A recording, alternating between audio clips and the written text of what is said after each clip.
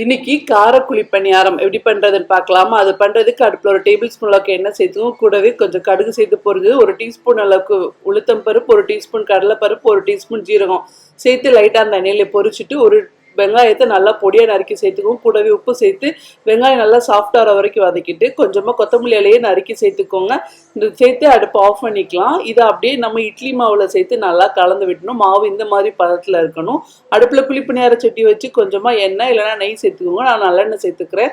சேர்த்துட்டு எண்ணெய் சூடானதும் நம்ம குழிப்பணியார மாவை ஊற்றி லைட்டாக மீடியம் ஃப்ளேமில் வச்சு குக் பண்ணுங்க.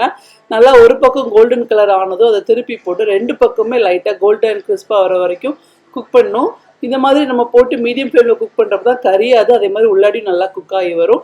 ரெண்டு பக்கம் இந்த மாதிரி கோல்டன் ஆனது எடுத்துட்டோம் அப்படின்னா நல்ல ஒரு குழிப்பணியாரம் ரெடி. இது ஏதாவது உங்களுக்கு பிடிச்ச சட்னியோட வச்சு சர்வ் பண்ணிங்கன்னா ரொம்ப நல்லாயிருக்கும். கண்டிப்பாக ட்ரை பண்ணுங்கள்.